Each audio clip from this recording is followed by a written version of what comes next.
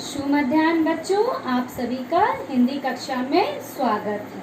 आज मैं आप लोगों को एक कहानी पढ़ाऊंगी और उसका भावार्थ भी समझाऊंगी, जो कि हमारे पाठ्य पुस्तक वक्त वृक्ष से ली गई है। पाठ 8, जिसका शीर्षक है प्रायश्चित और जिसके लेखक है भगवती चरण वर्मा जी।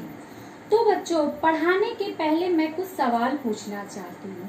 बच्चों, आपने देखा होगा कि आप अपने जीवन काल में कोई ना कोई गलती अवश्य करते हैं, और गलती करने के बाद आप क्या करते हैं? सोचो तो बच्चों, गलती करने के बाद हम जो है गलती का पछतावा करते हैं, और गलती करने के बाद हमें उसका एहसास होता है, और एहसास जब हो जाता है तब उस गलती या हमसे जो पाप या गलती हो जाती है उस पर पश्चाताप करने के लिए हम कुछ उपाय ढूंढने लगते हैं, और इन्हीं उपाय को कहा जाता है प्रायश्चित करना।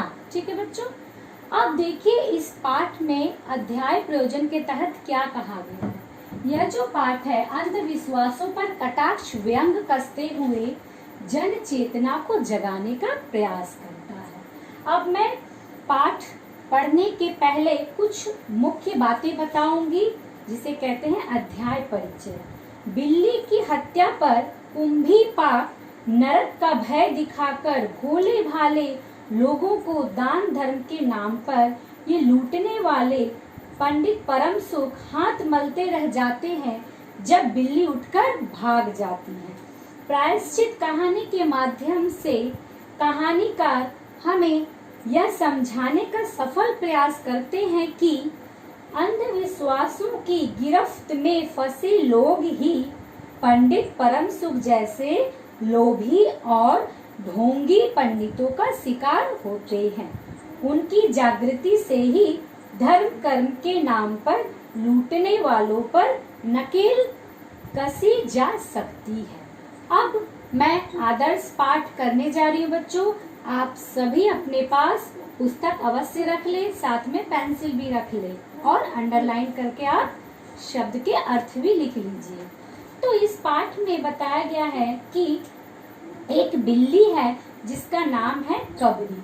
वह क्या करती है? कबरी बिल्ली घर में अगर किसी से प्रेम करती है तो वह केवल रामू की बहू से, और रामू की बहू घर भर में किसी से घृणा करती है तो वह थी कबरी बिल्ली से।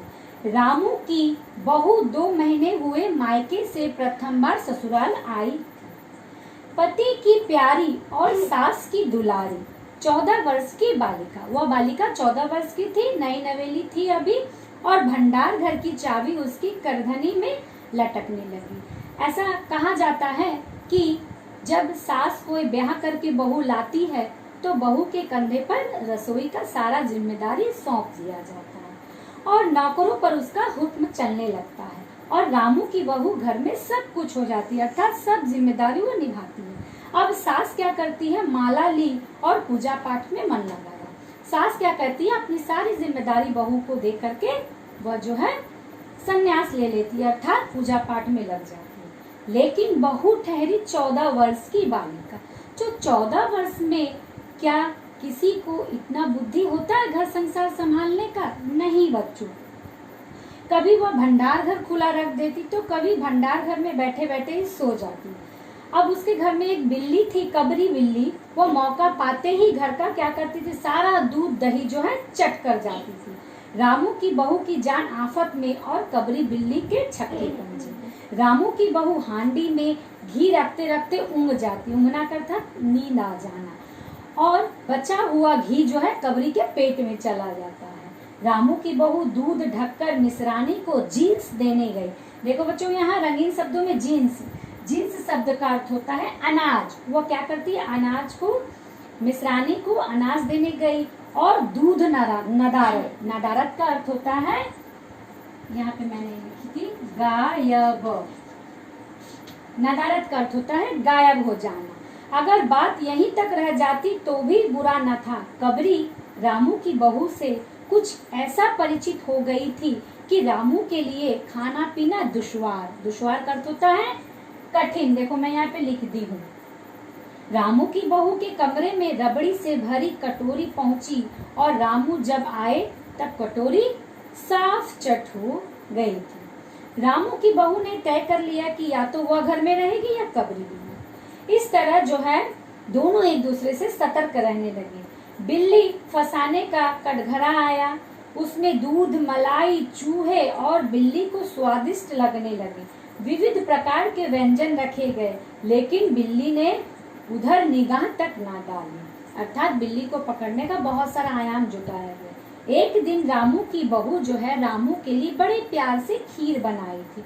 उसमें पिस्ता, बादाम, तरह तरह के मखाने, मेवे, दूध में औटाए सोने के वर्क का अर्थ होता है पन्नी, एक प्रकार का पन्नी जिसे जो है चिपकाया जाता है, और खीर से भरा कटोरा वह क्या करती है, ऊंचे ताक पर उसे रख देती है जहां बिल्ली ना पहुंच सके, और रामू की बहू इसके बाद पान लगाने चली जाती है। उधर बिल्ली कमरे में आती है और ताक के नीचे खड़े होकर उसने ऊपर की कटोरे की ओर देखा, सूंघा और कहा कि माल बहुत अच्छा है। ताक की ऊंचाई वह अंदाज कर ली। रामू की बहू पान लगा ही रही थी। पान लगाकर रामू की बहू सास जी को पान देने गई थी। इतने में क्या हुआ, कबरी बिल्ली जो है छलांग मारी और पंजा कटोरे में लगा। इस प्रकार कटोरा जो है झंझनाहट की आवाज के साथ फर्श पर गिर गया। आवाज रामू की बहू के कान में पहुंची। सास के सामने वह पान फेंककर दौड़ी और जाकर क्या देखती है कि खीर का कटोरा जो है टुकड़े टुकड़े होकर फर्श पर गिर गया। बिल्ली डटकर खीर उड़ा रही है। किसके सामने? रामू की बहू के सामने बिल्ली जो है खीर उड़ा रही है। रामू की बहू को देखते ही कबरी बिल्ली चंपत कर होता है भाग जाना। रामू की बहू पर खून सवार हो गया। देखो बच्चों, खून सवार हो जाना एक मुहावरा है जिसका अर्थ होता है क्रोधित होना जाना। अंडरलाइन करके आप भी लिख लीजिए। ना रहेगा बांस ना बजेगी बांसुरी, यह एक लोकोक्ति है, ठीक है, जिसका अर्थ होता है खत्म कर देना। रामू की बहू ने कबरी की हत्या पर कमर कसने का अर्थ होता है तैयार होना। रात भर उसे नींद ना आई। किस दाव से कबरी पर वार किया जाए कि जिंदा ही ना बचे, यही पड़े पड़े वह सोचती रही। सुबह हुई, वह देखती है कि कबरी जो है देहरी पर बैठी बड़े प्रेम से उसे देख रही। देहरी का अर्थ होता है दहलीज, ठीक है। रामू की बहू ने कुछ सोचा, इसके बाद मुस्कुराती हुई उठी। कबरी रामू की बहू के उठते ही खिसक गई। रामू की बहू एक कटोरा दूध कमरे के दरवाजे की देहरी पर रखकर चली गई। वह पूरा प्लानिंग कर रही थी उस बिल्ली को पकड़ने के लिए। आप देखो, इसमें मुहावरे और लोकोक्ति का भी प्रयोग हुआ जैसा मैं बताई। आज की कक्षा में यहीं तक रहने दो बच्चों। आप जो है पुनः आदर्श पाठ कीजिएगा और एक एक शब्द जिसका अर्थ मैं यहाँ लिखाई हूँ आप उसे कंठस्थ भी करते रहिएगा। धन्यवाद।